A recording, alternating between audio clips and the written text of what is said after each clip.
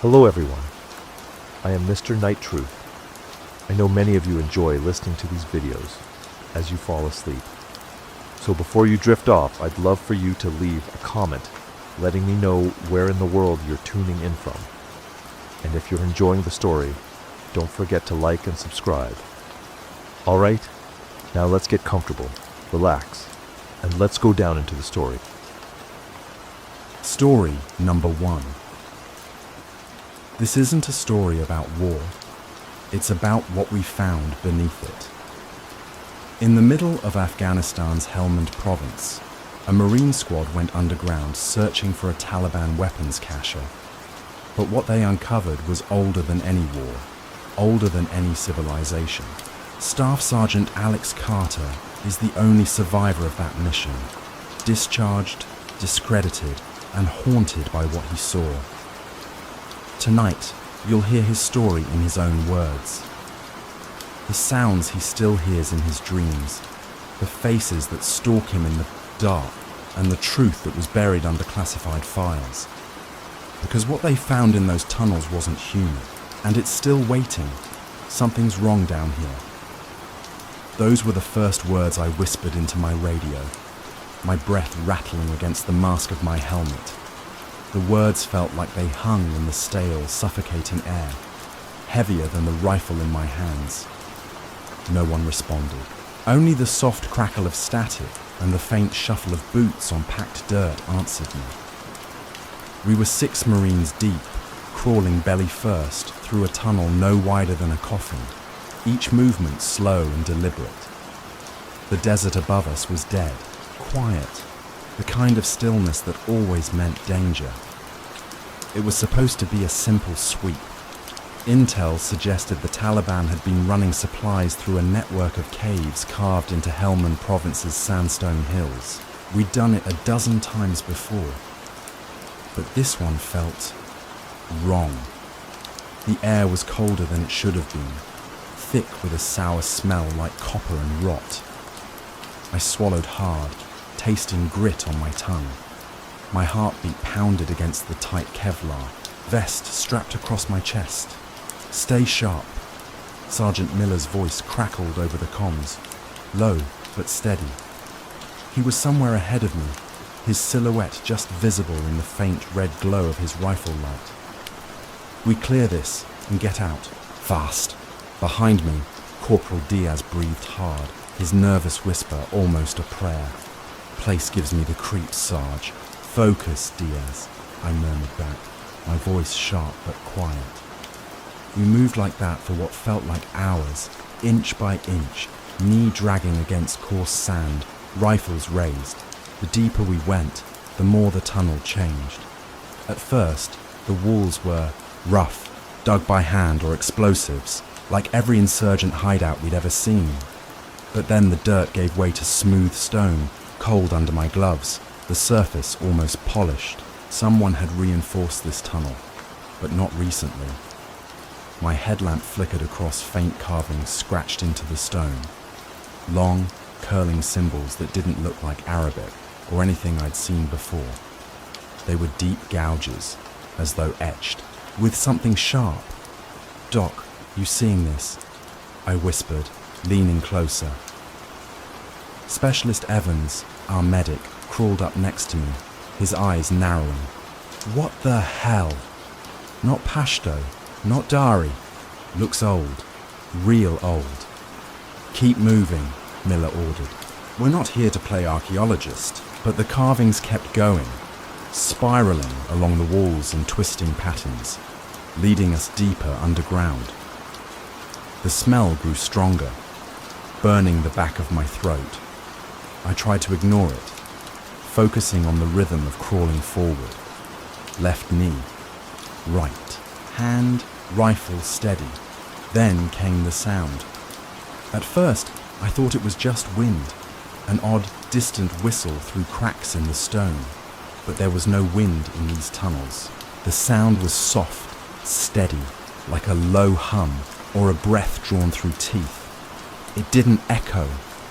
It pulsed, rhythmic and alive, like a faint heartbeat buried deep in the rock. Diaz froze behind me. "You hear that?" "Quiet," Miller snapped, but I could hear tension in his voice. We followed the sound, rifles raised until the tunnel widened. I pushed myself to my feet, crouching low.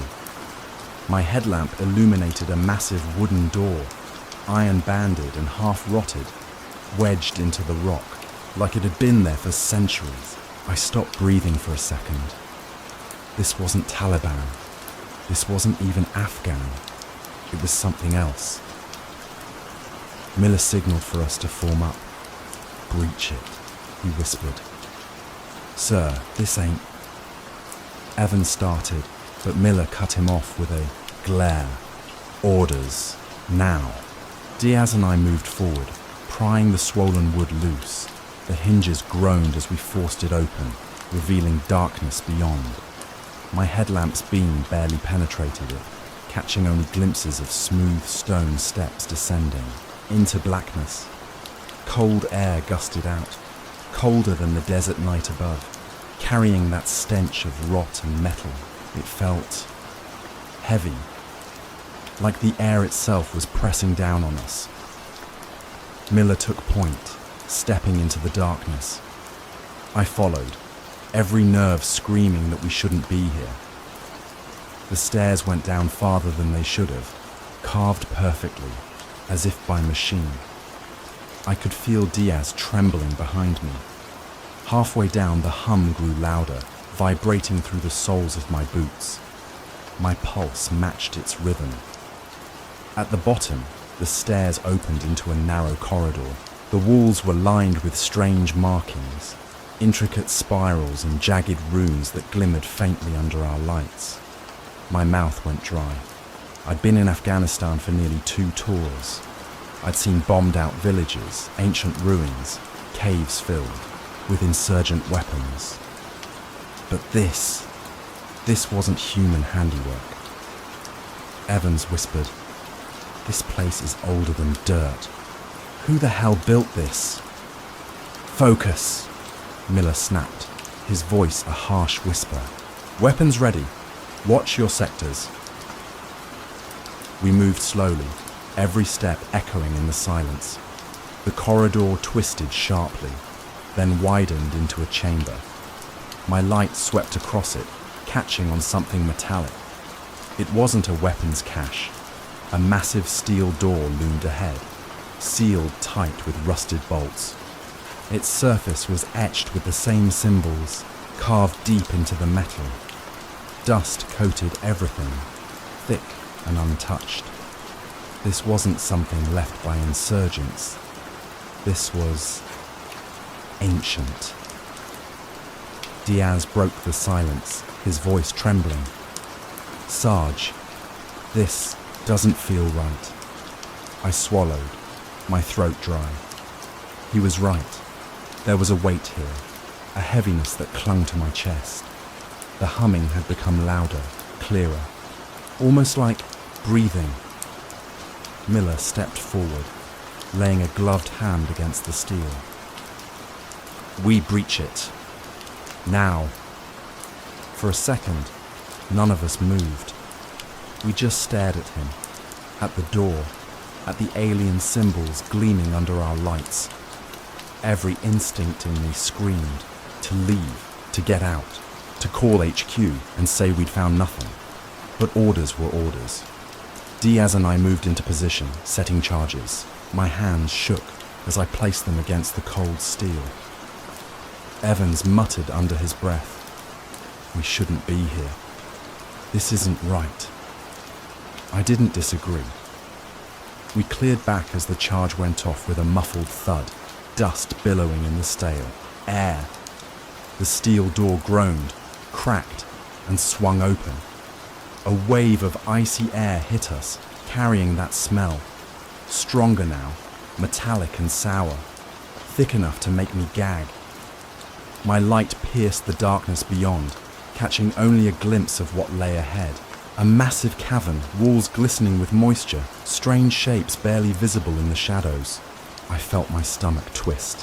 Whatever this place was, it wasn't made by men with shovels and guns. Miller raised his rifle. "Move in," he ordered. We stepped across the threshold, rifles raised, hearts pounding. And for the first time in months, I felt something I'd thought I'd buried a long time ago. Fear. The cavern swallowed our lights like it didn't want us there. Beams. We reached the side tunnel. The humming sound we'd heard earlier was louder now, resonating through the stone like a vibration underfoot. Miller motioned for me to cover him as he stepped closer to the opening. And then, a sound cut through the silence, a sharp, clicking noise like claws tapping on stone. I froze. The hair on the back of my neck stood up. Diaz cursed softly behind us. "Contact," Miller hissed into his comms. "Negative," Evans whispered back. "Nothing on thermal. Might be echo." The clicking came again, closer this time. I tightened, my grip on my rifle, scanning the darkness. My flashlight beam flickered over the tunnel entrance, catching only damp rock. Then something moved. A shadow darted across the far side of the cavern, too fast to track. I swung my rifle, finger hovering over the trigger. "Movement," I whispered harshly. "Hold your fire," Miller barked. Could be a stray dog, a civvy, but I knew better. Whatever that was, it wasn't a man.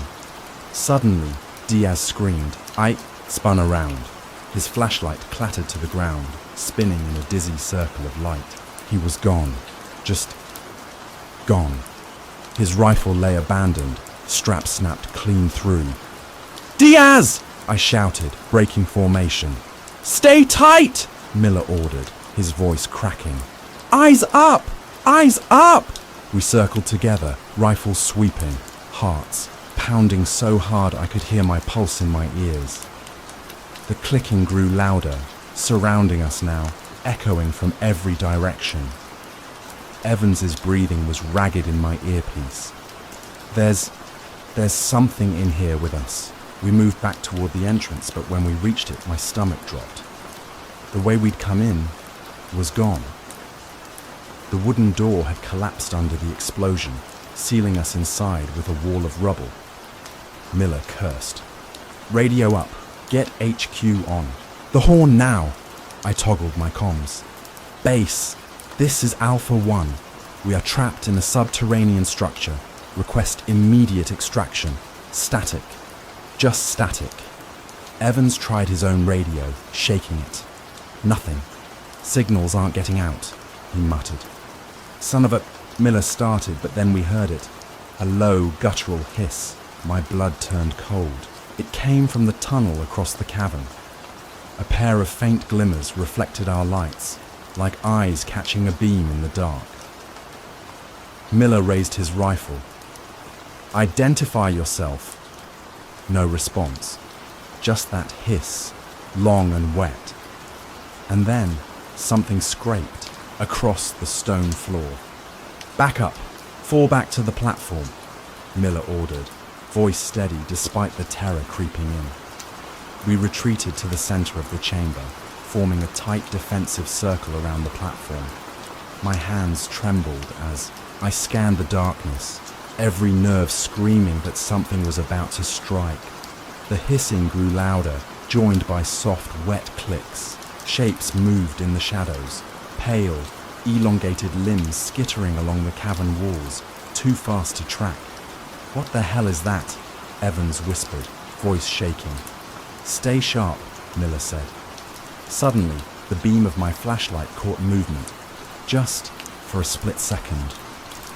A long, skeletal hand clutched the edge of the platform. Skin stretched thin over bone, fingers ending in curved claws. It vanished as quickly as it appeared. Evans swallowed hard. "That's not human." "Eyes on your sectors," Miller barked. We fired into the darkness when something darted forward, a blur of pale flesh and sharp angles. The cavern erupted in gunfire, deafening in the enclosed space. Sparks danced off the stone walls. Something screeched, high-pitched, and furious, retreating into the dark. "Cease fire!" Miller shouted. Silence, except for the echo of our shots and that breathing sound. It was closer now, and then out of nowhere, a voice hissed through the darkness, guttural and wet. It wasn't speaking English, or any language I knew, but the tone was unmistakable. It was mocking us. "Keep calm," Miller whispered. "We hold this ground until sunrise if we have to." But I knew sunrise wouldn't help us. This thing, whatever it was, had been down here long before we arrived. And now it was hunting. The lights flickered. A shadow darted overhead. And then something screamed. The scream tore through the chamber like a blade through flesh. It wasn't human. It wasn't animal. It was something primal. Something that made my teeth ache and my blood run cold. The sound seemed to come from everywhere at once, echoing off the wet stone walls, reverberating through the floor, sinking straight into my bones. "Contact!" Miller barked, snapping his rifle toward the sound. Before I could react, something blurred past me, too fast to aim at. I fired anyway, the muzzle flash lighting up the chamber in bursts. I caught only a glimpse of pale, sinewy limbs disappearing into the dark. Then Evans screamed. I spun toward him. He was on his back, kicking, his flashlight beam flashing wildly as a skeletal, clawed hand dragged him toward the shadows. His face was twisted in terror. "Help me!" he shrieked. Miller lunged, grabbing Evans by the vest. "Hold him!" I dropped my rifle and grabbed Evans's arm. His nails dug into my wrist as we pulled, but whatever had him was stronger, inhumanly strong. Its claws scraped sparks off the platform as it dragged him closer to the tunnel. I fired point blank into the darkness. The creature shrieked, a sound so piercing I thought my eardrums would burst. Evans broke free, gasping, scrambling back. "Move! Move!" Miller yelled, dragging him behind the platform. We regrouped, rifles raised, hearts pounding.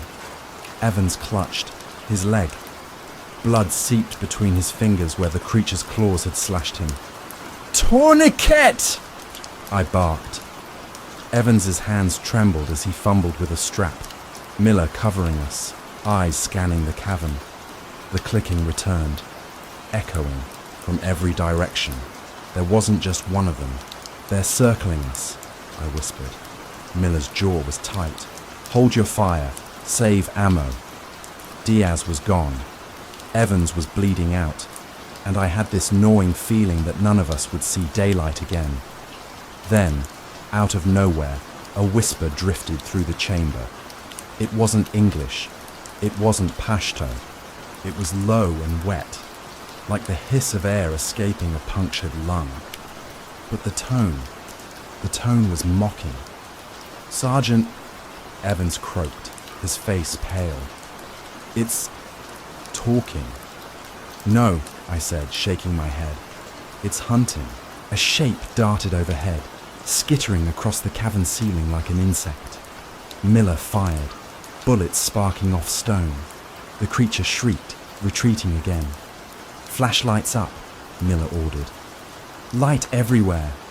We swept the beams in every direction, but the cavern was too big, too dark. The shadows swallowed everything. A sudden thud echoed behind me. I spun. Something had dropped from the ceiling, fast. My light caught it. Just for a second. It was pale, almost translucent. Its skin stretched tight over an elongated skull. Its arms were too long, legs bent backward like a predator's. The face, God, the face. Hollow sockets glimmered in the light, and a mouth lined with needle-like teeth opened wide in a soundless hiss. I fired. Miller fired. The thing vaulted sideways, disappearing into the darkness, but not before I saw blood. Thick, black blood, splattering across the floor. "Hit it," I gasped. "Stay sharp," Miller barked. "There's more than one." The air was thick now, heavy with dust and the stench of rot. The clicking was everywhere, faster, more frantic. Then all hell broke, loose. Something slammed into Miller from behind, throwing him to the ground. He rolled, firing upward as claws raked across his armor. Sparks flew. I fired too, emptying half a mag into the thing's torso. It shrieked and fled into the shadows. Miller scrambled to his feet, blood running down his arm. "They're testing us," he hissed. "Pushing us back." "Back where?" Evans choked out. I didn't have an answer. Suddenly, the floor beneath us trembled. Dust rained from the ceiling. The humming sound we'd heard earlier rose to a deafening pitch, vibrating through my teeth. Then, with a deep groan, part of the cavern wall split open. The rock peeled back like a door, revealing a tunnel larger than the rest, lined with strange, glowing symbols. The light was a sickly green, casting long, twisted shadows across the chamber. Miller's face went pale. "Jesus Christ!" The creatures hissed again, louder, echoing from within the glowing. Tunnel Evans grabbed my arm, his voice shaking. We woke something up." The truth hit me like a punch to the gut. These tunnels weren't just hiding weapons or insurgents. They were holding something back. Something ancient. Something alive. "Fall back," Miller barked. "We're getting out of here." We sprinted toward the rubble blocking the entrance, bullets sparking off the stone as we tried to clear a path. The creatures screamed, closing in. One lunged from the shadows, slamming into Evans. His scream was cut short as its claws tore into him. Blood sprayed across my visor. Miller and I fired, shredding it with gunfire, but it was too late. Evans's body fell limp, his lifeless eyes staring at me. "Move, Carter!" Miller roared. We climbed over Evans's body, scrambling toward the rubble.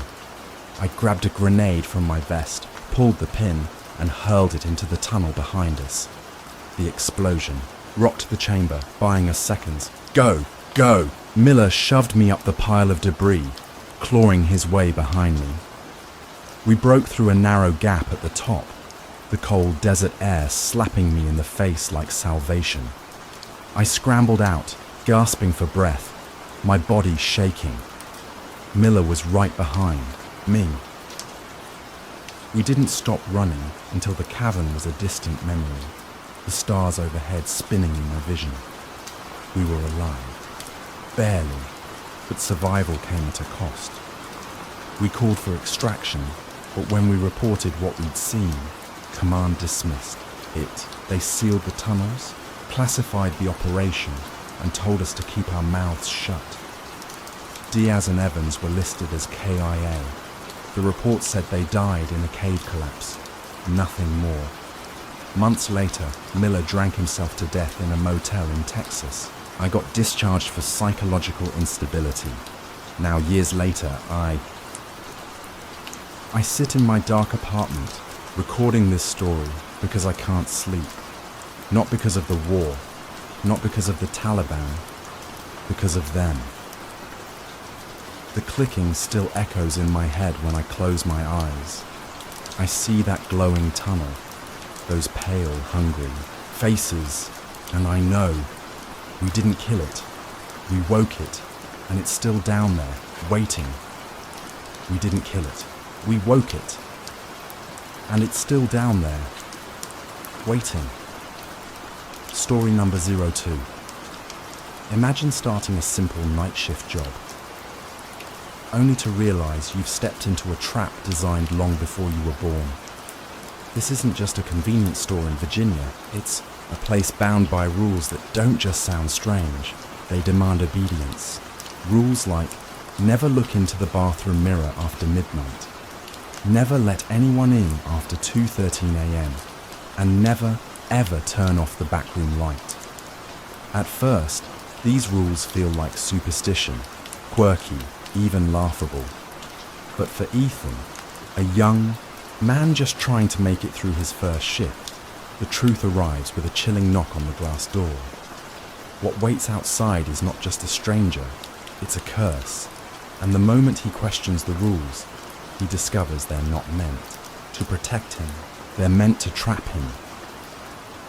This is a story of fear, betrayal, and survival. A descent into a place where the cost of truth is your very soul. Tonight, you'll learn what happens when someone dares to break the rules. The first thing Ethan noticed was how quiet the night felt. Too quiet, like the silence had teeth waiting to bite. He told himself it was just nerves, but deep down, he knew something about this job was already wrong. The convenience store sat on the edge of a lonely Virginia highway, its flickering neon sign humming faintly against the dark. Inside, the smell of burnt coffee clung to the air. Ethan adjusted his cap, still stiff from its packaging, and forced a nervous smile when Mr. Klein, the owner, handed him a yellowed piece of paper. "Read it carefully," Mr. Klein said, his voice low, almost reluctant. His eyes, pale and tired, never quite met Ethan's. Ethan unfolded the paper. A list, rules, scribbled in uneven handwriting. Never look into the bathroom mirror after midnight. Do not let anyone inside after 2:13 a.m. The backroom light must stay on at all times. Ethan frowned.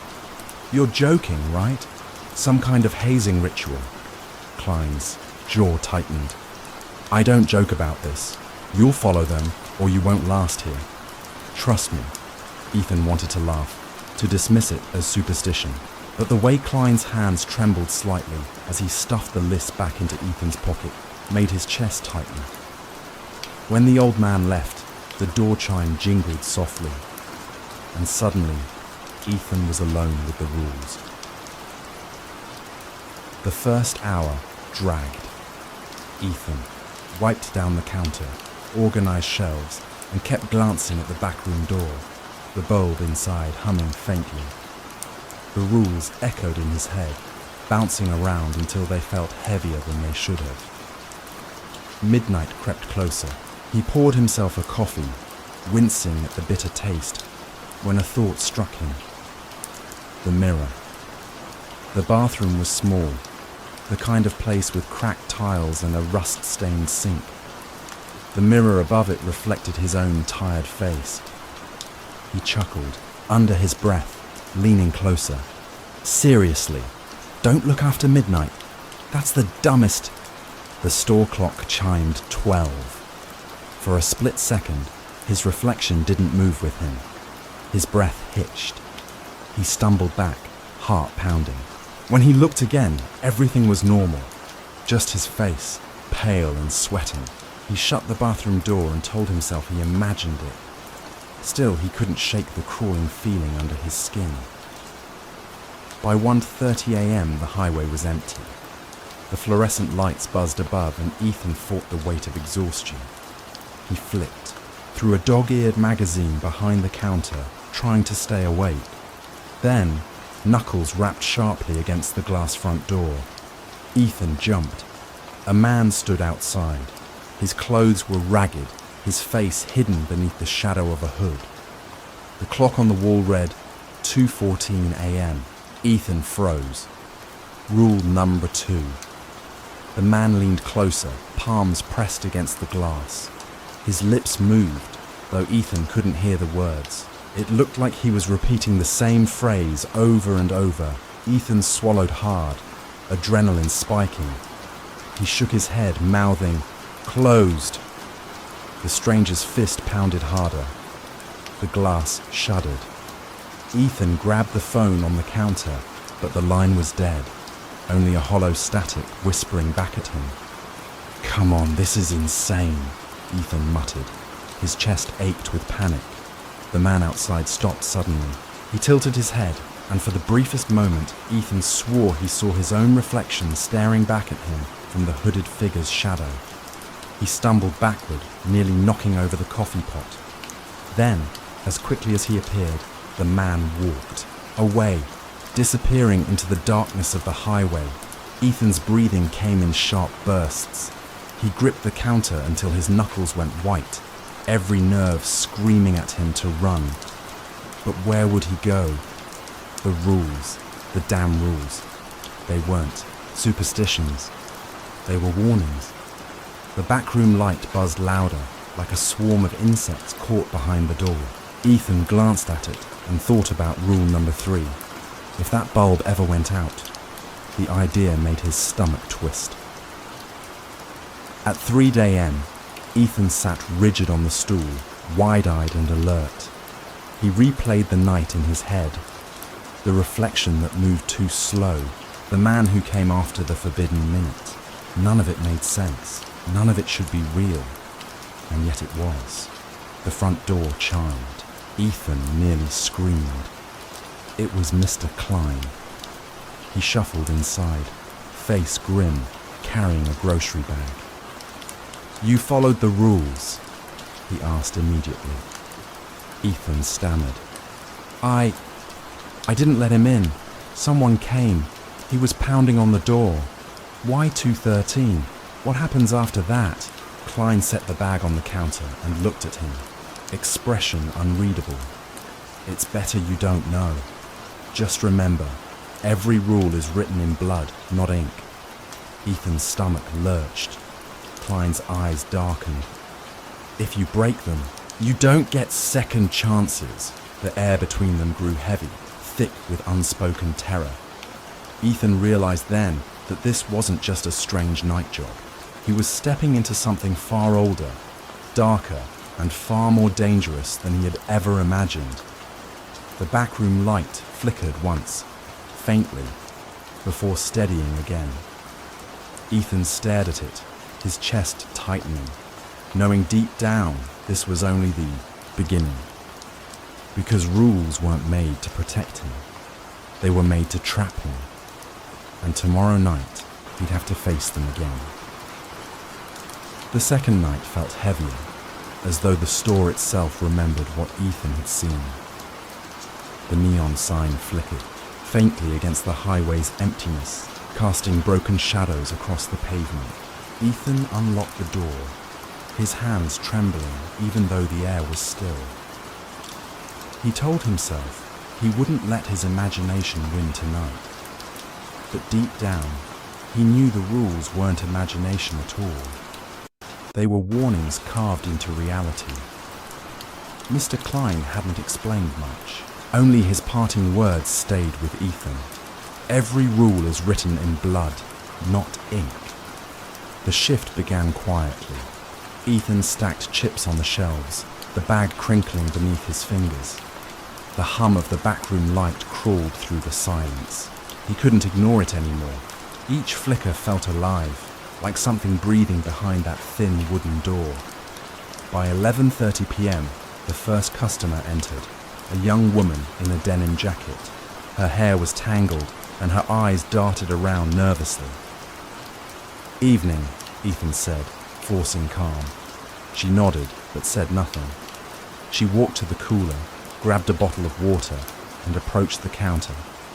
When she placed it down, she whispered, "Why didn't you open the door last night?" Ethan froze. His pulse slammed in his ears. "What?" Her lips curled into the faintest smile, but her eyes stayed flat, unblinking. "He knocked. You didn't let him in." Ethan's throat dried up. He swiped the bottle across the scanner, trying to keep his hands from shaking. "I think you've got the wrong person." She leaned in, her voice barely audible. "No, you did right. Don't break the rules. He's still waiting." Before Ethan could answer, she turned and left. The door chimed behind her, leaving only silence in her wake. The hours crawled forward.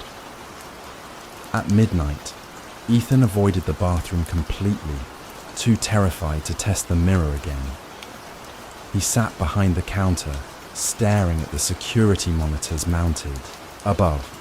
Static hissed through one of the screens, distorting the image of the gas pumps outside. Then, movement.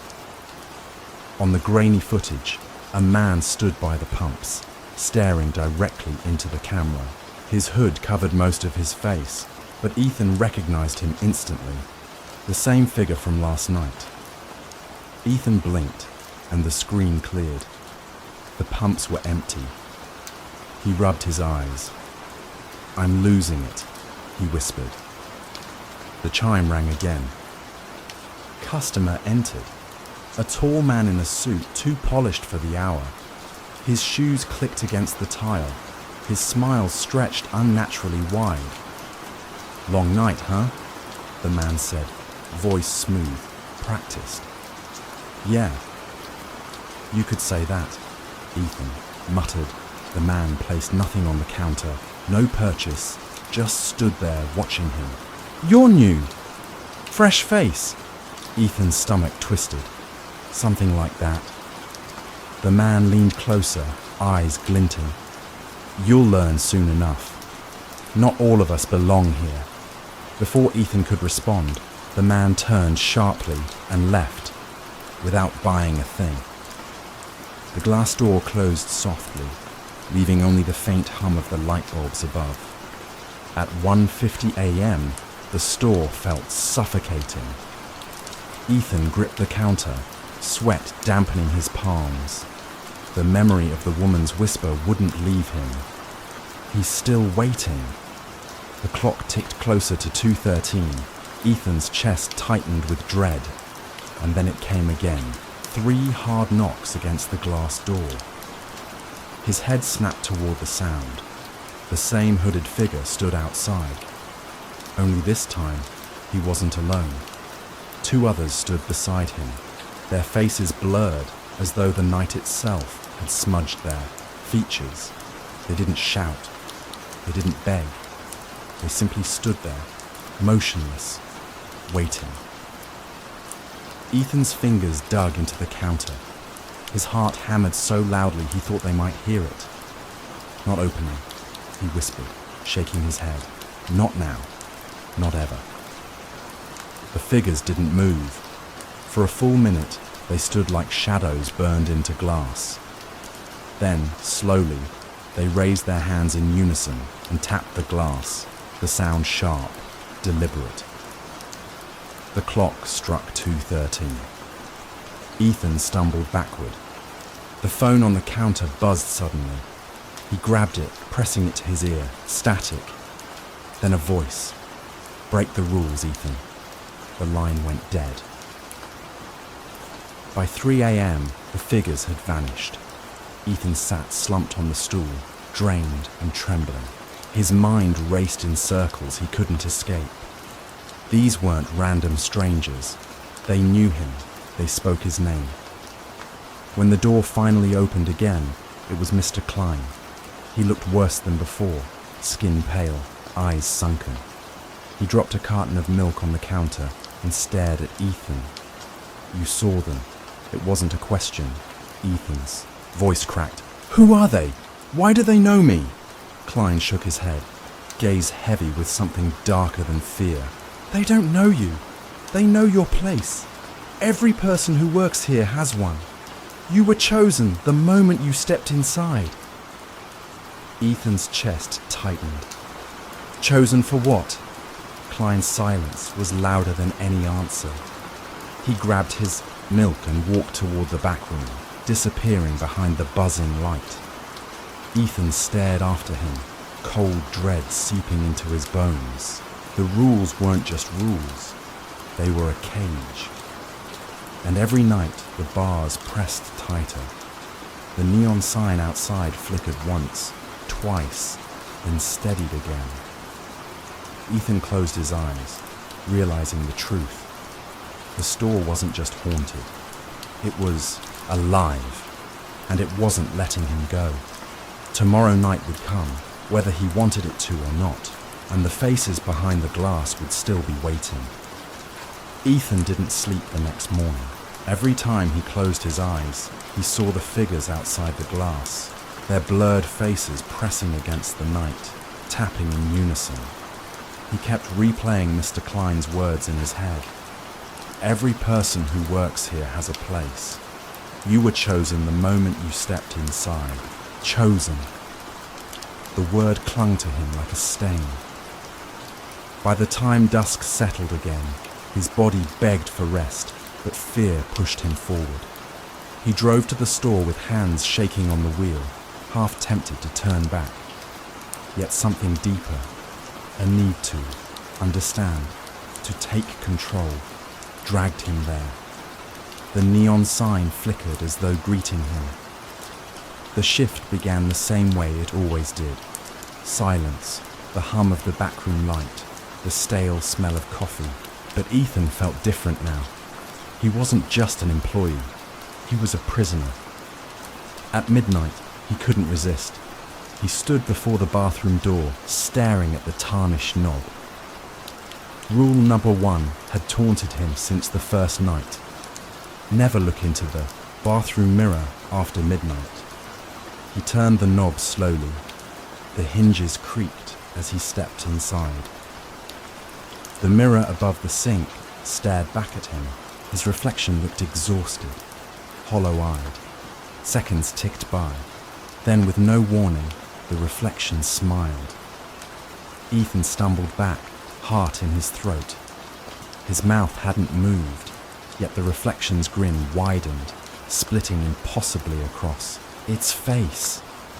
Break the rules, it whispered. The sound came not from the mirror, but from inside his skull. He slammed the door shut, chest heaving. His knuckles ached from gripping the handle so tightly. By 1:30 a.m., his nerves were frayed. Customers trickled in and out, each stranger than the last. A man bought a single lighter and stared at him too long. A woman hummed a tune he swore his mother used to sing, though he'd never told anyone. Every encounter scraped at his sanity, pulling him deeper into something he didn't understand. Then, at 2:13, it happened again, knocks on the glass. But this time, it wasn't 3 figures. It was dozens. Faces pressed against the door and windows, blurred and shifting, like smudges on film. Their mouths moved in unison, though Ethan couldn't hear their words. His entire body shook. He wanted to obey the rule, to hide, to survive, but something inside him snapped. "No more," he whispered. He walked to the door, each step echoing like a drumbeat. His hands trembled as he reached for the lock. The rules were chains, and chains could break. He turned the key. The door swung, open. Cold air rushed inside, carrying the scent of earth and something metallic. The figures didn't move at first. Then, slowly, they stepped forward. Their faces cleared as they entered, and Ethan's breath caught. They weren't strangers. They were employees, young men and women in faded uniforms identical to his own. Some looked decades old, others fresh-faced, but all shared the same hollow eyes. One of them, a boy no older than 16, whispered, "We warned you." Ethan stumbled backward. "What are you?" Another figure, a woman with hair like tangled wire, tilted her head. "What you're about to become." The room darkened. The humming backroom light flickered violently, buzzing like it was about to explode. Ethan turned toward it instinctively and found Mr. Klein standing in the doorway. His face was grim, resigned. "You let them in," Klein said. His voice carried no anger, only inevitability. "You knew this would happen." Ethan spat. "You knew the rules were lies." Klein shook his head slowly. "Not lies, deals. Every broken rule feeds them. Every broken rule takes another soul. That's the price of this place." Ethan's chest tightened. "So you just keep feeding them? Keep trapping people like me?" Klein's silence was the answer. The figures surrounded Ethan now, their cold presence pressing in. He felt their breath on his skin, though none of them touched him. The boy reached out, fingers trembling. Once you break the rules, you belong to us. Ethan's mind spiraled. Run, fight, something. But the truth sank in heavy and unshakable. There was no way out. Still, a spark of defiance burned in him. He turned to Klein, voice raw. If I'm trapped, then so are you. For the first time, Klein's mask cracked. Fear flickered in his eyes. The backroom light gave a final sputter, then died. Darkness swallowed the store. Screams filled the air, not just from Ethan, but from every figure, every shadow, as though the dead had been unchained. Cold hands gripped his arms, his chest, pulling him downward, pulling him through the floor, through the walls, through the very fabric of the store. He felt his body dissolve, his voice lost in the chorus of the damned, and then silence. The light buzzed back on. The store was empty, shelves neat, coffee pots steaming, everything in its place. Mr. Klein stood alone, shoulders sagging. He walked to the counter, picked up the yellowed list of rules, and set it down neatly for the next shift. His hands trembled, his face pale. Another name would fill the role. Another person would be chosen. The rules would continue. They always did. Outside, the neon sign flickered once, twice, before steadying. From the glass, a faint reflection stared back. Ethan's hollow eyes. His mouth stretched in an endless grin, and somewhere in the night, the knocking began again. Story number 3. Imagine being sent to the edge of the world, a frozen, secret military outpost in Alaska, where silence feels heavier than snow, and survival depends on rules no one will explain, rules that sound insane at first. Never step outside after midnight. Never answer the radio unless a call sign is given. And above all, never, under any circumstance, enter Building 6. For Ethan Cole, a young soldier stationed there, these rules seemed like paranoia until the voices came.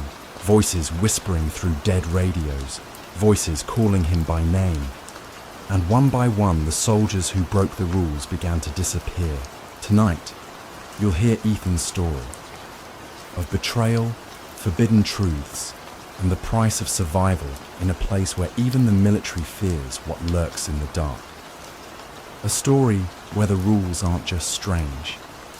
They're the only thing standing between life, death, and something far worse. The plane cut through the night like a blade, its rattling metal belly holding just one passenger, Ethan Cole. He pressed his forehead against the frost-lined window, searching the endless white void below, nothing but ice, mountains, and darkness.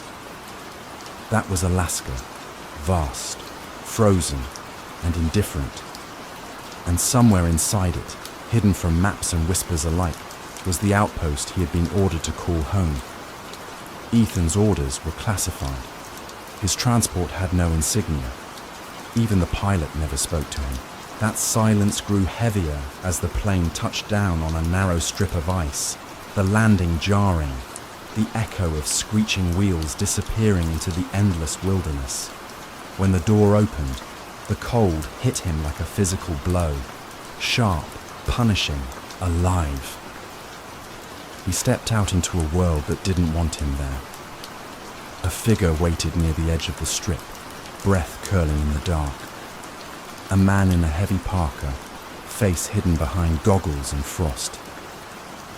His voice, when it came, was as cold as the air. Cole, Ethan nodded. Follow me. Don't stray. Out here, the snow takes people faster than a bullet. The man didn't give his name, didn't ask Ethan's. They walked in silence across the ice, boots crunching, wind howling like a living thing. The only light came from a dim string of bulbs leading them toward a cluster of squat, metallic buildings half buried in snowdrifts. The place looked less like a base and more like a graveyard of machines abandoned to the elements. Inside the main building, warmth returned in choking waves, the heat almost unbearable after the bite of the tundra. Fluorescent lights hummed overhead. The air smelled of metal, oil, and something else. Stale, suffocating, like secrets kept too long. The man finally removed his goggles, revealing grey eyes that seemed permanently narrowed by suspicion. "Rules," he said flatly, handing Ethan a folded slip of paper. "Memorize them. Live by them, or you won't last a week here." Ethan unfolded the paper, brow furrowing as he read. Rule number 1, never go outside after midnight. Rule number 2, do not answer the radio unless a proper call sign is used. Rule number 3, never enter building 6. He looked up, half expecting the man to smirk, to admit it was some hazing ritual. Instead, the man's expression stayed dead, hollow, unflinching. "You're serious?" Ethan asked. The man's voice was iron. "Dead serious. People who break the rules don't come back. Or worse, they come back wrong."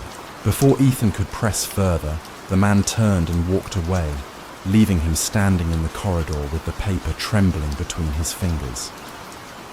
His quarters were small, a metal bunk, a desk, and a locker that rattled whenever the wind howled against the outer walls. He set his bag down, rubbed his hands over his face, and tried to laugh off the warning. Rules like these belonged in ghost stories, not a US military installation. Midnight curfews, haunted radios, forbidden buildings. It all sounded absurd. But that night, sleep refused to come. The outpost groaned around him, as though the ice itself pressed against the walls. Pipes hissed. The wind shrieked in unnatural tones, almost human, almost words. He lay awake staring at the ceiling until the thin watch on his wrist ticked toward midnight. That's when it started. A sharp crackle filled the air. At first, Ethan thought it was a dream, but then he realized it was coming from the radio on, the desk across the room. He hadn't touched it. He hadn't even powered it on. Yet the speaker hissed, alive with static. Through the noise, a voice whispered, "Help me!" Ethan froze. His breath hitched, chest rising and falling too fast. The voice was faint, distorted, but desperate. A man, pleading, choking on his words. "Please, they're outside." Ethan swung his legs off the bed, heart hammering. He knew the second rule. He hadn't even memorized it on purpose, yet it rang inside his skull. Do not answer the radio unless a proper call sign is used, and the voice had given none. The hiss grew louder, the voice breaking, sobbing. "Now, cold. Don't let them in. Don't." Ethan's hand hovered over the radio. Every instinct screamed to answer, to ask who it was, to help. But then, something else. A shift in tone. The pleading voice faltered, replaced by a low, rasping chuckle, the kind of sound that didn't belong to any human throat. "We see you, Ethan." His blood turned to ice. He stumbled back, knocking the chair over, staring at the black, unblinking radio. He hadn't given his name to anyone, not even the man who brought him here. The static cut off with a violent snap. Silence swallowed the room, heavy and suffocating. Ethan backed into the corner, every nerve screaming. His pulse pounded in his ears, loud enough to drown out the wind. For the first time, the rules no longer felt absurd. They felt like the only thing keeping him alive. But as he stared at the dead radio, its light flickering faintly, he realized something else. The voice hadn't just known his name. It had sounded like it was inside the room. He lay awake the rest of the night, clutching the slip of paper with the rules until his knuckles turned white. Sleep never came. Instead, he listened to the building groan and the wind whisper through the frozen dark, waiting for something he couldn't see but could feel breathing against the walls. And deep down, he already knew. Whatever this place was hiding, it would not let him leave untouched. It was only his first night. The morning after his first night, Ethan looked like a man who had seen a ghost. His uniform clung to him in stiff lines, eyes bloodshot, lips cracked from biting down on them all night. The others at the mess hall noticed, but no one asked. That silence was the first thing he began to understand about the outpost. Questions were as dangerous as answers. Only one man spoke to him, a broad-shouldered veteran with a scar that cut across his chin and disappeared under his collar. He slid onto the bench across from Ethan and began eating without a word. For a while, the only sound was the scraping of utensils on metal trays. Finally, the man said, "You heard it, didn't you?" Ethan's hand froze mid-air, spoon hovering over cold eggs. "What do you mean?" The man's eyes, grey and sharp, locked on his. The radio. A shiver ran through Ethan. "Who are you?" "Sergeant Riley. Been here too long. Long enough to know what happens if you don't listen." Ethan leaned closer, lowering his voice. "What was that? Who was it?" Riley shook his head. "Not who, what. And you don't want to know. Just keep the rules. That's how you survive." The conversation ended there, but the seed of dread it planted grew with every passing hour. That night, Ethan sat at his desk, eyes flicking to the radio every few minutes. It stayed silent, cold, as though mocking him. He wanted to believe Riley, that the rules were enough. But Ethan had never been good at blind obedience. He needed to know why. When the clock neared midnight again, the static returned. A low hiss, then a voice, clearer this time. "Please, anyone. They're dragging me into the snow." Ethan clenched his fists. His breath fogged the air. The second rule screamed in his head. Do not answer the radio unless a proper call sign is used. And yet, what if it really was a man out there? What if someone was dying while he sat frozen inside? He forced himself to step back, fists trembling, sweat beading his forehead despite the cold. The voice cried louder, pleading, breaking, until finally it whispered something that shattered him. "Ethan, help me." He staggered back. No one here knew his name. No one could know. The voice wasn't asking anymore. It was baiting him, pressing into his skull like icy fingers. He didn't answer. But someone else did. Across the hall, another. Radio crackled, and a young soldier's voice responded, panic in every word. "This is Private Daniels. Hang on, we're coming." Ethan's blood froze. He yanked open his door, rushing into the corridor. By the time he reached the main entrance, Daniels and another soldier were already stepping into the storm, rifles slung across their shoulders, faces pale but determined. "Wait!" Ethan shouted. "Don't!" The door slammed shut behind them, swallowed by the blizzard. Hours passed. No one returned. By morning, the outpost was buzzing with tension. A search team went out at dawn and came back hollow-eyed, carrying nothing but a torn glove soaked in blood. Daniels and his partner were gone, swallowed by the storm, or something worse. The commander called it an accident. Disorientation, frostbite. It happens. His voice was clipped, rehearsed, like a man reciting lines he didn't believe. Ethan sat silently, bile burning his throat. The others didn't argue, they just lowered their heads, clung tighter to the rules, as if words on paper could save them. Only Riley caught Ethan's eye across the mess hall, jaw tight, warning etched in his expression. After the room cleared, Riley cornered him. "You, see what happens when you break the rule." "They thought someone needed help," Ethan whispered. "They always think that. That's the trick. That's how it gets you." Riley's voice cracked, just for a second, as Thauto stays still, clutching the rules, whispering them like a prayer. Then, silence. The voice cut out. Ethan's chest heaved. Relief washed through him, but it didn't last, because from somewhere deep in the outpost, faint but unmistakable, came the sound of a door slamming open, then boots crunching in snow. Someone else had broken the rule. Again. By dawn, another bunk was empty. The commander repeated his cold explanation. The soldiers lowered their heads, and Ethan realized something that churned his stomach. This wasn't the first time. It wouldn't be the last. The rules weren't warnings. They were traps disguised as survival.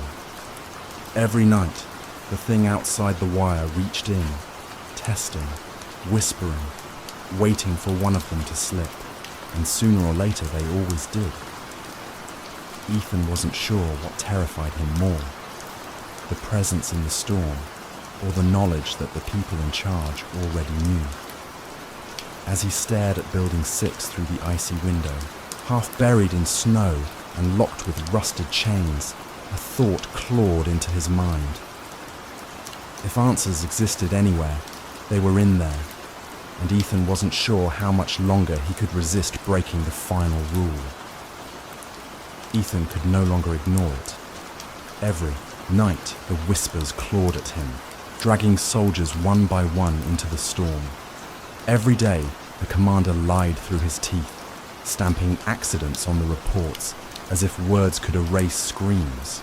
And through it all, Building 6 loomed at the far edge of the compound, half buried in snow, its doors locked with rusted chains, its windows covered in sheets of steel. The rules said never to enter, but rules here were nothing more than shackles, binding men until something outside tore them away.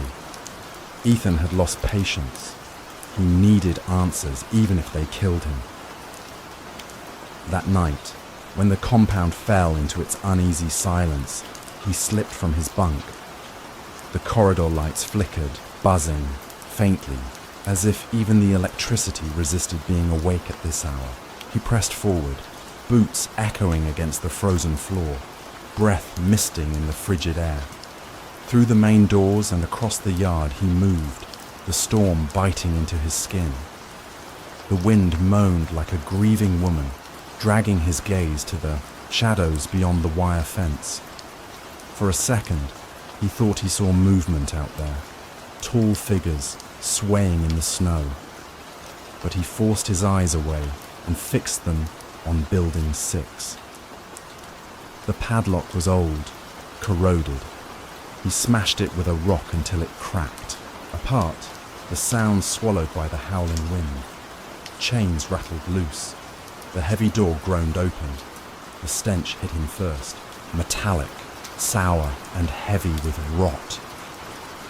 Ethan gagged, pulling his scarf higher over his face. He switched on his flashlight.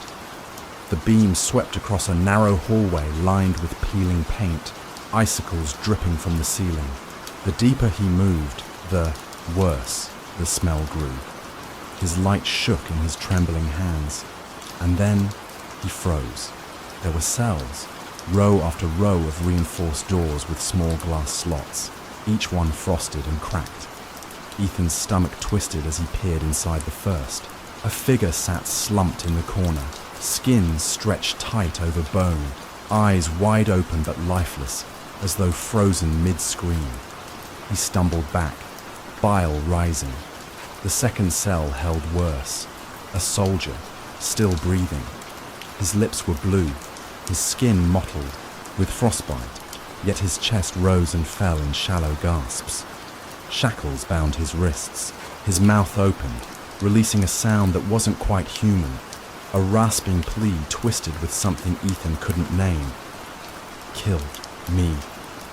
Ethan staggered away, heart pounding so violently it drowned the wind. The rules hadn't been about survival. They had been about containment. The voices, the whispers. They weren't just tricks from outside. They came from here, from these soldiers turned into something else. Something that could slip into radios, into minds, into dreams. As he pushed deeper into the building, he saw more cells. Some empty, walls clawed with fingernail scratches, some holding bodies half consumed by frost, yet still twitching, as though time had refused to let them die. And then he stopped dead. The last cell wasn't locked. Its door hung ajar, and inside stood a man Ethan knew, his father. No, impossible. His father had died years ago in an accident, or so the military had told him. But here he was, standing in the shadows, eyes sunken, face thinner, but unmistakable. "Dad?" Ethan whispered, tears stinging his frozen cheeks. The man smiled faintly, lips cracking. "Ethan, you came." Ethan dropped the flashlight, rushing forward, gripping the bars. "They told me you were dead." "I was. I am. But they wouldn't let me go." His voice trembled, breaking between words. "This place, they keep us, experiment on us, use us." Ethan shook his head violently. "I'll get you out. I'll tell them. No!" His father's voice cracked into a growl that didn't sound like him anymore. "You can't. If you open this door, I won't be your father anymore. I'm already gone." Ethan's chest collapsed under the weight of it. His hands trembled on the icy bars. Why? Why didn't they just end it? His father's eyes gleamed in the dark. Because the voices are stronger than death. They need vessels. They need us. And soon, they'll need you too. The words sank into Ethan like ice through bone. Suddenly, footsteps echoed behind him. Ethan spun, flashlight beams slicing through the dark. Riley stood there, gun in hand, face carved with pain. "I told you not to come here," Riley said hoarsely. "You knew," Ethan shouted. "You knew all along!" Riley's eyes burned. "You think I want this? You think I sleep at night? They keep me alive because I keep the rules. That's the deal. You break them. You're next." Ethan's father began laughing, softly, a chilling, broken sound. "It's too late. He's already chosen." The lights above flickered violently, the air filled with static, that same suffocating hiss from the radio. Shadows slid across the walls, though nothing cast them. Ethan dropped to his knees, covering his ears, but the voices pressed into his skull. "Ethan, stay with us. You belong here now. Never leave." He screamed, pressing his forehead to the cold floor until Riley's hand yanked him up. "Listen to me," Riley shouted over the storm of whispers. "You walk out of this building right now and you never look back. Or you stay, and you end like them." Ethan's eyes locked on his father's, tears streaking his face.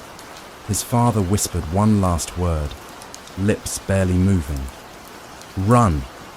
Ethan tore himself away, stumbling into the corridor, then into the night. The building's door slammed shut behind him with a final, echoing clang. By dawn, Ethan sat in his bunk, shaking uncontrollably. The rules lay crumpled in his hand, the ink smudged by sweat and tears. He finally understood. They weren't protecting the soldiers from what was outside. They were protecting the world from what was inside. And Ethan knew, with a certainty that hollowed him out, that the voices weren't done with him. Because as the sun bled across the frozen horizon, the radio on his desk crackled to life. One last time. Welcome home, Ethan. He haunted by some memory he would never share. Ethan swallowed hard. What is it, Riley? Riley looked away. Something that doesn't belong here. That's all you need to know. But Ethan knew. It wasn't enough. Not for him. The image of Daniel stumbling into the white abyss burned in his mind. The sound of his terrified voice over the radio replaying again and again. That night, Ethan couldn't resist. He sat awake, waiting. Midnight came like a curse. The static returned. Ethan! He bit down on his fist, shaking, refusing to move closer. The voice changed, cracking, shifting between tones. Sometimes a man, sometimes a woman, sometimes something inhuman. They're here with me. Come outside. Just for a second. The walls of his room creaked, as if something pressed against them from outside. Shadows slid across the frosted window, long, too long, bending in unnatural ways. Ethan forced himself. Story number 5. They say every diner has its regulars, but what if one of them isn't human? I was just a drifter looking for a paycheck when I took a job at the Moonlight Diner in Florida. It was supposed to be simple. Wash dishes, stay quiet, get paid. But this diner has rules, and breaking them comes with a price. There's a man who sits in booth number 6 every night at exactly 3:13 a.m., drinking black coffee and eating lemon pie. And if you make the mistake of looking at him, he'll see right through you. He'll know every secret you've tried to bury. This is a story about guilt you can't escape, about a place where the walls whisper your sins back to you, and about the night I learned that some rules exist for one reason: to keep you alive. The rain had just stopped, but the smell of wet asphalt clung to the air, thick as smoke. Neon lights buzzed overhead, flickering like a dying heart monitor, throwing green and pink streaks across the empty parking lot. I hesitated under the crooked Moonlight Diner sign, wondering if this was another mistake, one more bad decision to add to a long list. But I was broke, running from something I didn't want to name, and this was the only place that hadn't asked too many questions. Inside, the diner felt like a time capsule no one had bothered to dust off. Vinyl booths, checkerboard floors, dulled by decades of footsteps, and a jukebox in the corner that looked like it hadn't worked since the 70s. The smell of coffee and fried bacon lingered under a layer of cleaning chemicals. I rubbed my hands on my damp jeans, trying to shake the chill. Marlene, the manager, emerged from behind the counter with the stiff posture of someone who hadn't smiled in years. Her dark hair was pulled tight into a bun, and deep shadows pooled under her eyes. She handed me a clipboard before I could even introduce myself. "Sign here," she said, her voice flat, like she'd been rehearsing the same sentence for decades. The contract wasn't a standard employment form. Sure, there was my name and social security line, but below that were rules. Strange, obsessive rules typed in neat bullet points. Never touch the jukebox. Never speak to a customer first. Never, under any circumstance, look directly at the man in booth number 6. I frowned and glanced up, but Marlene's face didn't change. "Is this some kind of joke?" I asked. Her eyes flicked past me toward the window, where raindrops still slid lazily down the glass. "No joke," she said, sliding a cheap ballpoint pen across the counter.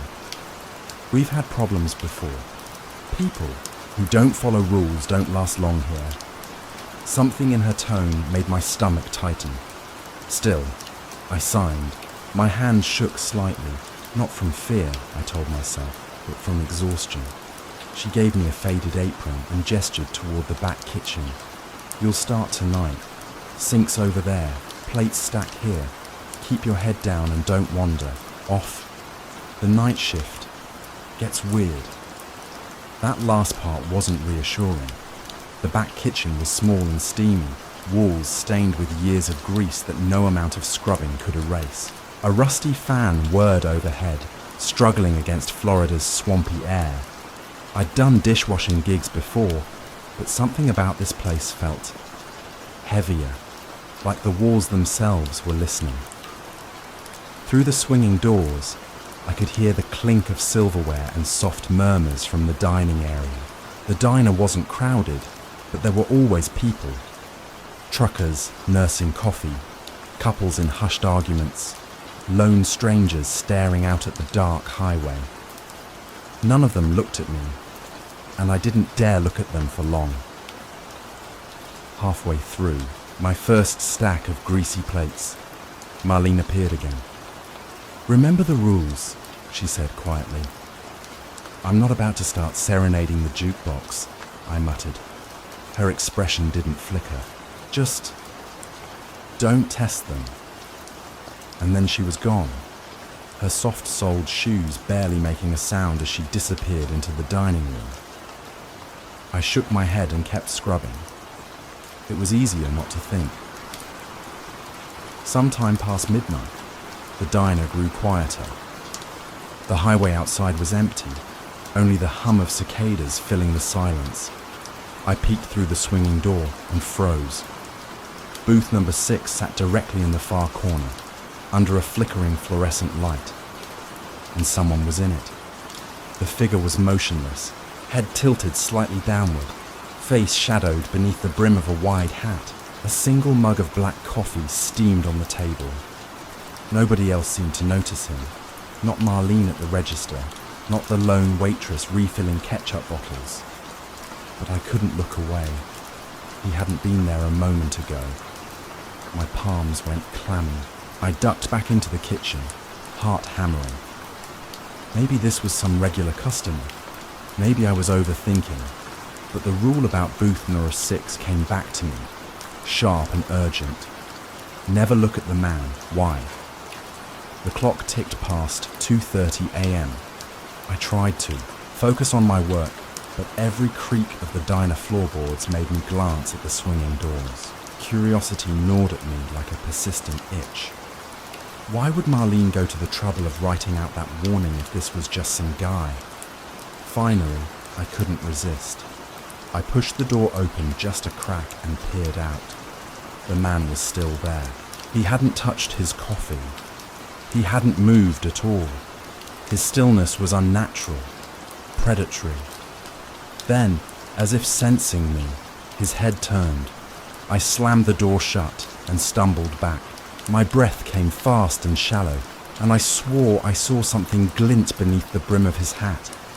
A faint smile, maybe, or the gleam of his eyes.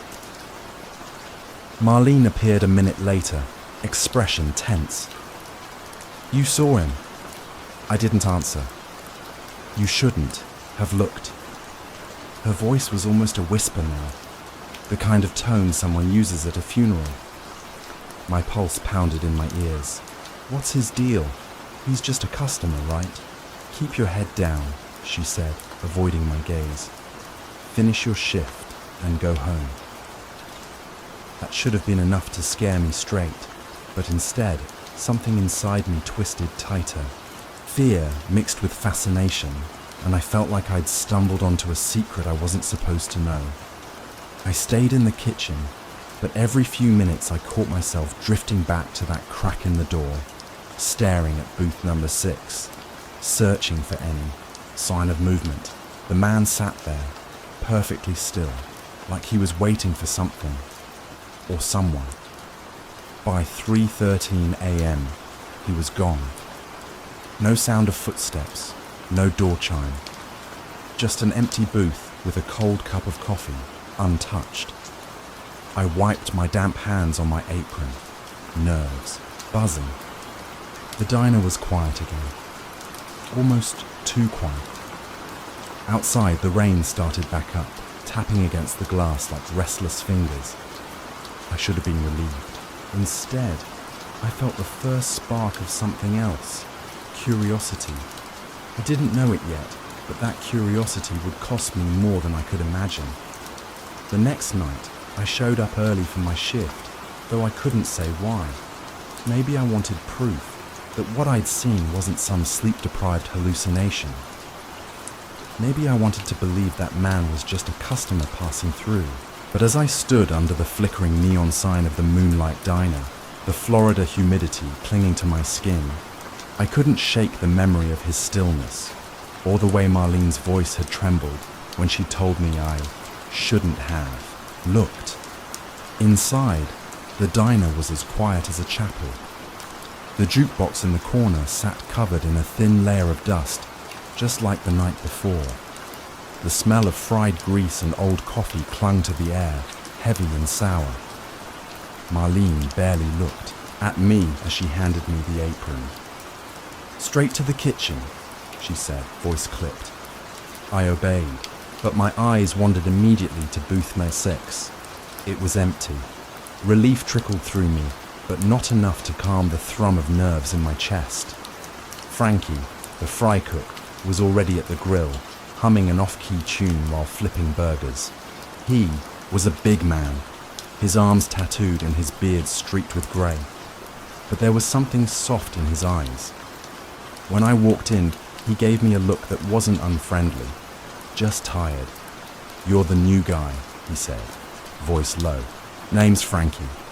I nodded and reached for the first stack of plates. He glanced at the swinging door, then back at me. "You saw him, didn't you?" My hands froze. "Who?" "Don't play dumb, kid. The guy in booth number 6. Frankie leaned closer, lowering his voice. "You can tell. People get this look after they see him, like they've been somewhere they weren't supposed to go." I forced a laugh. "He's just some weirdo, right? Some local creep." Frankie shook his head slowly. "No, he ain't local. He ain't a creep. He's something else. Nobody knows who he is or why he comes here. But I've seen what happens when people break the rules." My stomach twisted. "What happens?" Frankie's gaze shifted toward the dining area, his voice dropping to a whisper. "Ask Marlene. She's been here longer than all of us. Knows more than she'll say." I wanted to press him for details, but the kitchen door swung open and Marlene stepped inside, her eyes cold and sharp. "Frankie," she said, her tone like steel. "Don't scare the kid." Frankie just shrugged, flipping another burger. I avoided her gaze, pretending to focus on scrubbing a plate. She lingered for a moment, then turned to me. "Do your job. Don't look at him again." Her words sent a chill through me, because she spoke like she knew I wouldn't be able to resist. Hours crawled by, each minute punctuated by the hiss of oil and the clink of dishes. Midnight came and went. Then, just after 3:00 a.m., I felt it. The shift in the air, the strange silence, the way the diner seemed to hold its breath. I peeked through the door. He was there, booth number 6. Same dark hat pulled low over his face, same steaming cup of black coffee. The lemon pie from the night before sat untouched. My heart pounded as I stared at him. His presence was magnetic, impossible to ignore. This time, I didn't look away. His head lifted slightly. Even from across the diner, I felt his gaze land on me like a weight. And then, without warning, he spoke. "You shouldn't be here." The voice was calm, deep, and cold. My chest tightened and I froze. "You don't know me," I managed, my voice shaking. "I know enough," he said softly. "I know what you did." My blood ran cold. Images flashed through my mind. Her face, tear-streaked and furious. The slam of a door, the sound of sirens. I'd left all of that behind. Nobody here knew. Nobody could know. "Who are you?" I whispered. He didn't answer. Instead, he reached out and ran a finger across the surface of the table.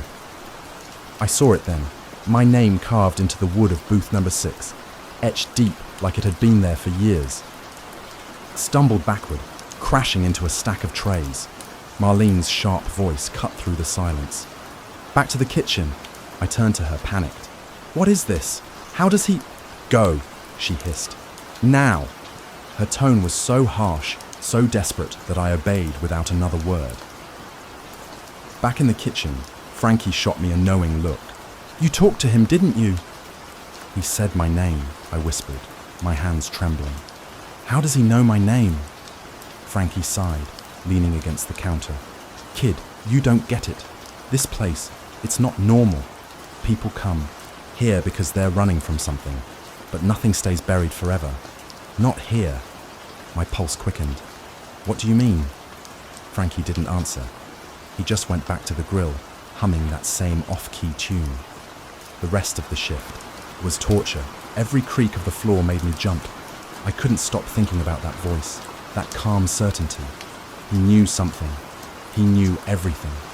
When I finally worked up the courage to look again, booth number 6 was empty.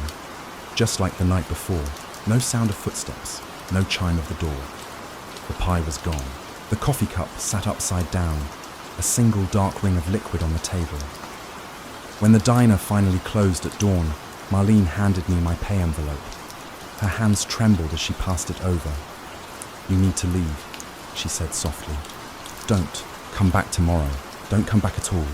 Something in her voice made my stomach lurch. "I can't just quit," I said. "I need this job." "You need to stay alive," she whispered, glancing toward the empty booth. "This place, it knows things, and once it knows you, you're not safe." I opened my mouth to protest, but she was already walking away. Outside, the sky was a bruised purple, the sun barely breaking through. I climbed into my car, staring back at the diner one last time. The neon sign buzzed softly, and for a moment I swore I saw a shadow move inside booth number 6. I started the engine and drove off, but the man's voice echoed in my head, steady and cold. "I know what you did," and deep down, I knew I'd be back. I didn't sleep that day. Every time I closed my eyes, I saw booth number 6, the untouched pie, the glint of his eyes beneath the brim of that hat, my name carved into the table like a warning from another life. By the time dusk fell, I was sitting in my car outside the Moonlight Diner, chain smoking and trying to convince myself to drive away. But curiosity, fear, and something darker rooted me in place. The diner's neon sign blinked against the heavy, Florida night, casting the empty lot in pink and green light. My reflection in the windshield looked like a stranger's, pale, hollow-eyed, jaw tight. Whatever was inside that diner had sunk its claws into me, and I couldn't leave. Not yet. When I finally stepped inside, Marlene was behind the counter sorting receipts. She froze when she saw me. "I told you not to come back," she said softly, voice shaking just enough to make me pause. "I need answers," I replied. "Who is he? How does he know about me?" Her lips thinned into a hard line. "Some things aren't meant to be understood." "Too late," I muttered, tying on my apron. "I already looked." She stared at me for a long moment, then sighed and gestured toward the back kitchen. "If you stay, don't talk to him again. Don't even glance that way, you hear me?" I nodded, but we both knew it was a lie. Frankie barely looked at me when I entered the kitchen. He was quieter tonight, his usual humming replaced by the rhythmic scrape of his spatula. "You should have listened to her," he said finally. "Nobody leaves this place the same after they meet him." Some don't leave at all. What is he? I whispered. Frankie hesitated. Not what? Who? He looked at me then, his eyes heavy with something that felt like pity. He's not here to eat pie or drink coffee. He's here for people like you. People like me? The ones running. The guilty ones. His words clung to me like smoke as I washed dishes in silence. Outside the kitchen doors, the diner buzzed with late-night regulars. A trucker slumped over his coffee, a woman in sunglasses sipping tea, a teenage couple sharing fries. None of them seemed real anymore. At exactly 3:13 a.m., the shift in the air came again. The hum of conversation dulled, the buzzing neon lights faltered, and I knew, without even looking, that booth number 6 was occupied. My breath hitched. I wiped my hands on my apron and pushed the kitchen door open, just a sliver. He was there. Same hat, same stillness, same untouched pie. And though I hadn't made a sound, his head turned slowly toward me. This time, I didn't hide. I stepped out into the diner, ignoring Marlene's sharp intake of breath. She stood frozen behind the counter, her hand gripping a coffee pot, like a weapon she knew wouldn't help. I walked toward booth number 6.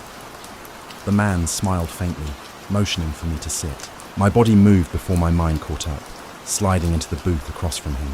Up close, he smelled faintly of rain and old wood. "You came back," he said, voice calm and deliberate. "I want answers," I managed. "You already know the answers," he replied. "You just don't want to face them." I swallowed hard, heat rising in my chest. "What are you talking about?" The man tilted his head. "The woman, the car crash. You left her there." My heart stopped. It was like a dam breaking. The memories I'd buried came rushing back. The fight, her tears, the screech of tires. I saw myself stumbling from the wreck, dazed but alive. I remembered the sound of her screaming, trapped in the driver's seat. And I remembered running until my lungs burned, leaving her to die in the twisted wreckage. "No," I whispered. "That's not..." "It's the truth," he said simply. The diner was silent. Even the clatter of dishes had stopped. I realized every customer was staring at me, their faces expressionless, blank. Marlene appeared beside me, her face pale, but determined. She placed a trembling hand on my shoulder. "This is what I tried to protect you from," she said softly. "He's here for justice." "Justice?" My voice cracked. "I made a mistake. I panicked. I didn't mean to..." "Intent doesn't matter here," the man interrupted. His voice was like a judge's gavel, calm, final. I shook my head, tears stinging my eyes. "Please, I can't..." "You can confess," Marlene said gently, "or you can pay another way." "Another way?" "Blood," the man said. The air in the diner grew heavier, thicker. The lights flickered, and in their glow, I saw something impossible. The customers around us weren't people anymore. Their faces were grey, features blurred like water-smudged portraits. They weren't eating or drinking. They were waiting. I bolted from the booth, stumbling backward. "Stay away from me." But the man didn't move. He simply raised one finger and pointed at me. My chest tightened, as if invisible hands were squeezing my lungs. I gasped, clutching my ribs. "You can't outrun guilt," he said softly. Marlene stepped forward, tears streaming down her face. "Please," she whispered, to him. "Let him choose." He studied me for a moment, then lowered his hand. The pressure vanished, and I collapsed to the floor, wheezing. "You have until sunrise," he said. "Decide." I stumbled into the kitchen, grabbing a chef's knife from the counter. My reflection stared back at me in the blade, pale, sweaty, wild-eyed. Frankie leaned against the fridge, arms crossed. "You're gonna do it, huh?" he said quietly. "What choice do I have?" Frankie sighed. "Nobody ever chooses confession." I don't remember much after that, just flashes. The feel of the knife handle in my sweaty grip, the sound of footsteps, a scream. Maybe mine, maybe Marlene's. the coppery smell of blood mixing with fryer grease. When the haze cleared, I was back in the kitchen, hands slick with crimson. The diner was silent again, eerily so. Booth nurse 6 was empty. At dawn, Marlene found me sitting at the counter, trembling. She didn't ask what I'd done. She just placed a cup of black coffee in front of me. "It's over," she said softly. He looked toward the door.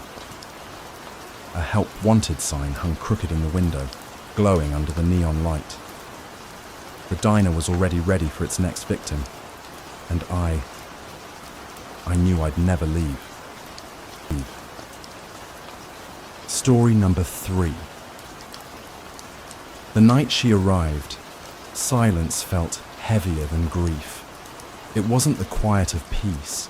It was the kind that pressed against her chest, daring her to breathe too loud.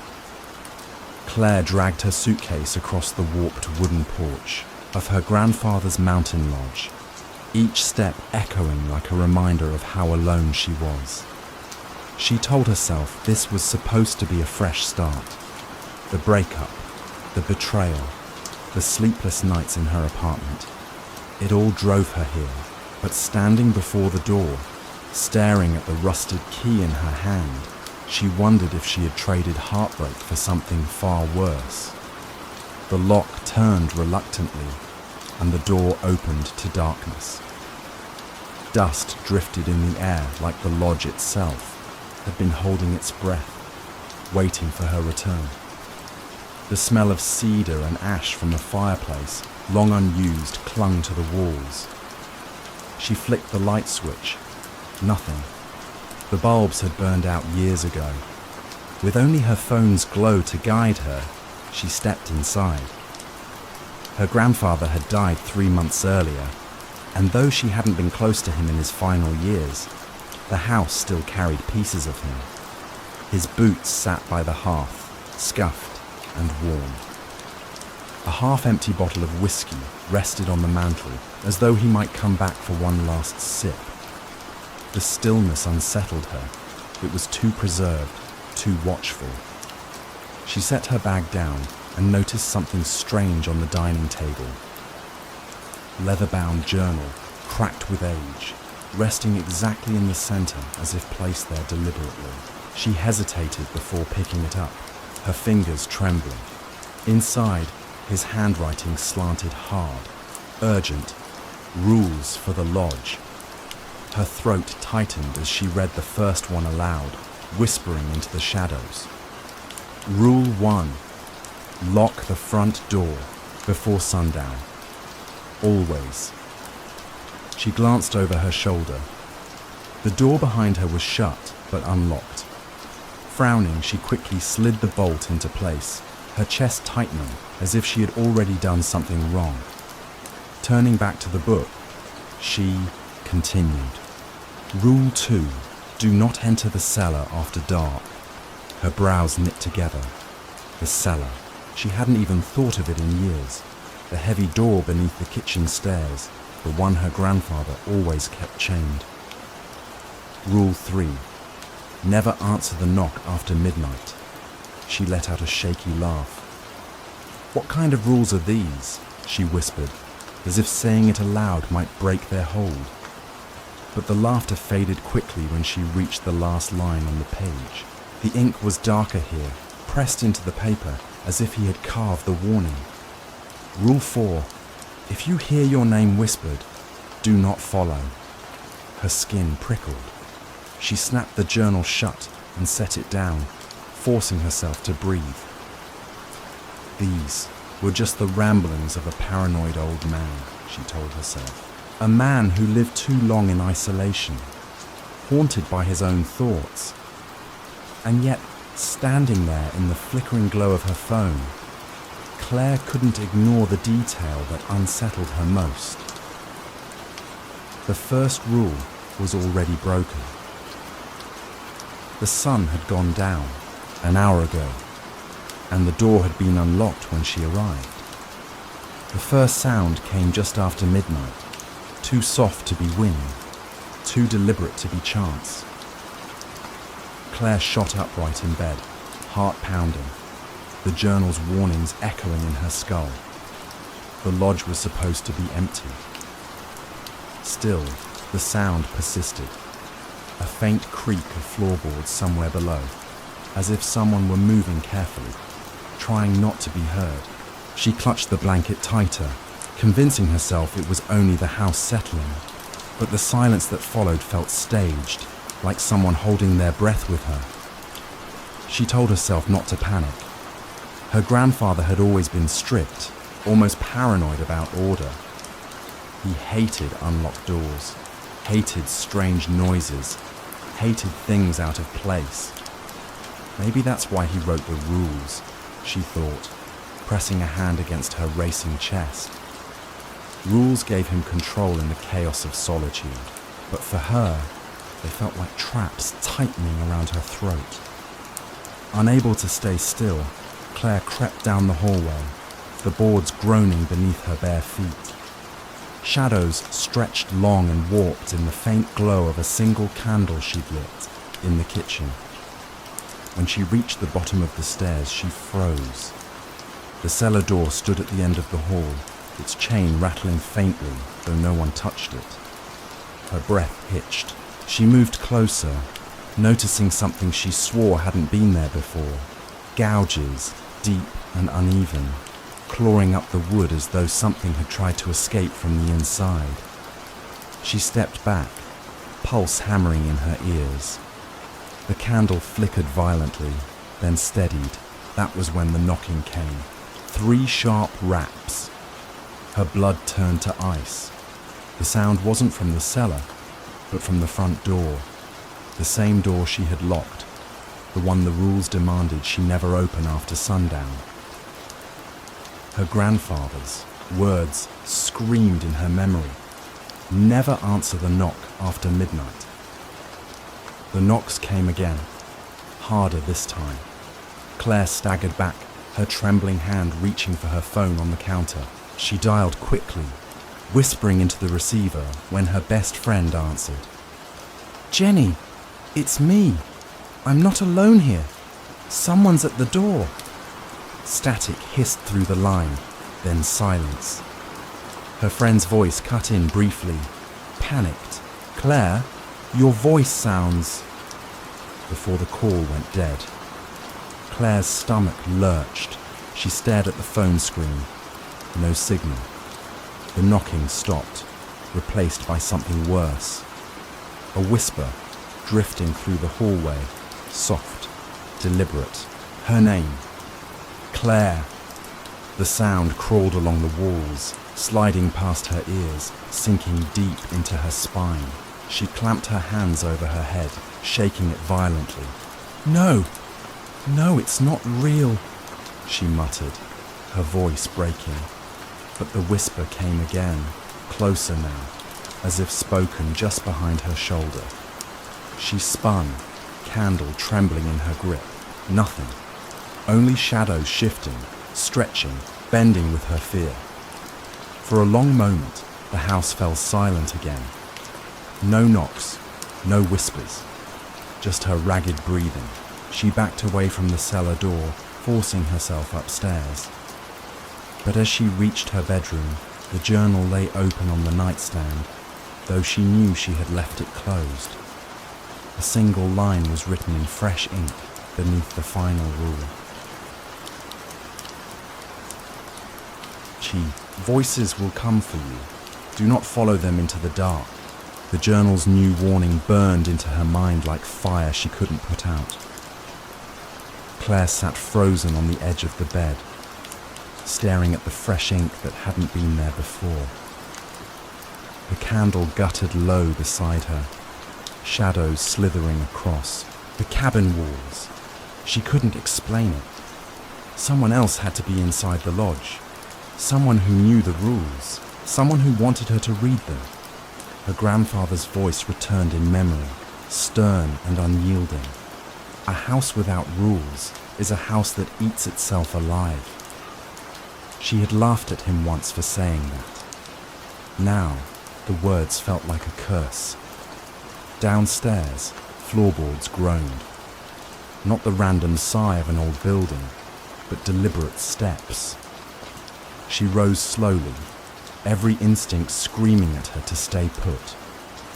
Instead, she grabbed the candle and moved toward the sound, her bare feet cold against the wood. The cellar door was open, her stomach twisted. She knew she had seen the chain intact before, rattling on its hook. Now it dangled loose, the door yawning into a mouth of blackness. From below, a draft carried the faintest trace of smoke and something sour, like rotting wood. And then came the voice. Not whispered this time, but clear, male, low. "You shouldn't have come back here, Claire." She nearly dropped the candle. "Who's there?" Her voice cracked. Silence stretched. Then a figure emerged from the dark stairway. A man, lean and weathered, his face gaunt in the flickering light. His eyes were sharp, almost feverish, and Claire's blood went cold when recognition hit. Her uncle. A man she hadn't seen in years, the one her grandfather never spoke of. "You were never meant to find the rules," he said softly, stepping closer. "He wrote them for me, to keep me in line, to keep me quiet." Claire's throat tightened. "Why? What happened down there?" A shadow passed across his face. "Your grandfather. He took something that wasn't his. A woman. My mother. His affair ruined this family. And when the truth came out, he locked me away with his guilt. Those rules? They weren't protection. They were a prison." Her candle flickered, the flame nearly dying. The walls seemed to close in, groaning with secrets. "You killed him," she whispered. A smile twisted his mouth. "He made the rules. I only broke them." Her chest tightened, panic clawing at her ribs. She stepped back, but his voice followed, almost tender. "And now you've broken them too." The door unlocked. The cellar opened. You heard the voices. "That means you belong here, just like me." Claire bolted, racing for the front door, the journal clutched in her hand. The knocking returned, violent this time, shaking the wood on its hinges. She froze. Outside or inside, there was danger. The rules had trapped her, given her no escape. Behind her, her uncle's voice carried one last truth. The last rule was never written in ink. It's simple, Claire. No one leaves this house alive. The candle went out.